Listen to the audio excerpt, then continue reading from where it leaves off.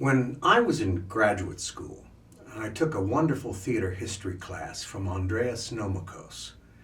And Dr. Nomikos had lived a lot of the 20th century theater, and he shared with us a lot of stories. And it was the stories that helped me get a grasp of theater history because it made characters, it made them real, as opposed to someone just lecturing about the history of theater. Now, we've been talking about technical theater design, and there's a story in this book, and the book is called A Source Book in Theatrical History by A.M. Nagler. There's a great story in here. It was written in the 1800s, and it talks about theater types. Yes, they are stereotypes, but they are types. And what I enjoy about this story is this type is still with us, and probably will be for as long as there is theater. And what we're going to talk, or what I'm going to read to you, is the story of the property man. Now, the property man is the person responsible for finding or building all the hand props or furniture props, whatever is needed for a play. The property man.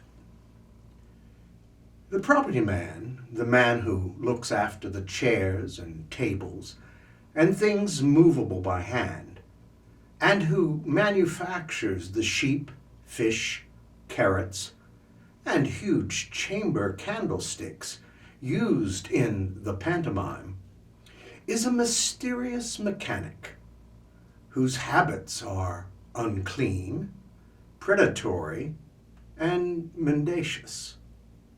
His complexion is a singular compound of the perspiration of the midsummer before last with the dust of the preceding Christmas. Dust rests upon his eyelashes as moss rests on the boughs of an old tree. If ever he wash himself, which is doubtful, save on his wedding day, his ambulations are made in the glue pot.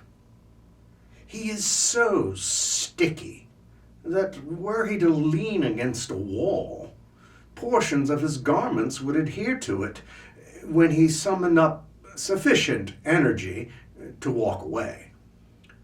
Now, why does this gifted getter-up of gnomes, salamanders, dragons, heads, and fairies' wings abjure cold water and ignore all crystal streams save for the pantomime fountains framed of wire, blue gauze, white Dutch metal, and spangles? Would his fingers lose their cunning if occasionally polluted by the use of soap? His tongue, its power of ready excuse, or his brain, its inventive faculty, if fluid touched his external man? The cause of this dramatico-mechanico-hydrophobia is inexplicable, and ever must remain a mystery, to be solved only by a treacherous member of the craft who, converted to cleanliness by a Turkish bath, shall renounce the property room and divulge its secrets. The property man has the same peculiarity as the oldest inhabitant.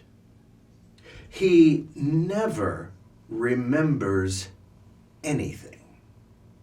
Nor will he, no matter how familiar the object, confess that he has ever seen a specimen or that it is procurable. save by the expense of large quantities of money, time, difficulty, and danger. Grimes! Grimes is often very absent, not in mind, but in body.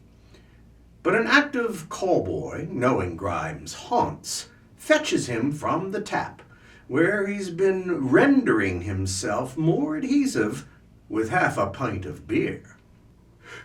Grimes! Grimes! Yes, sir. It is a part of the property man's instincts to be too deferential and respectful.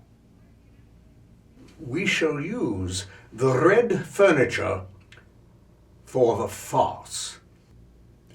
Yes, sir.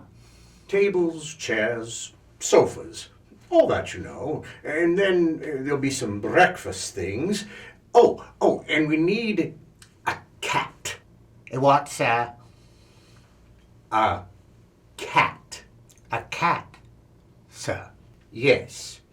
And it should be tortoiseshell. Tortoise, who? A tortoiseshell cat, I say. The eyes of Grimes wander over the footlights into the empty pit inhabited by the dust, orange peels, mice, and fleas. After a pause, he looks into the face of the director and says, Where am I to get one, sir? Get what? A cat? Why, anywhere.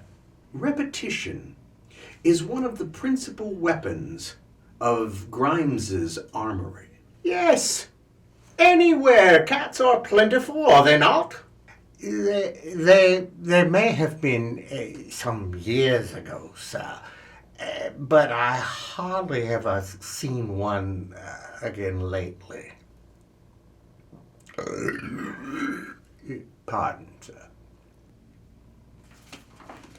The end.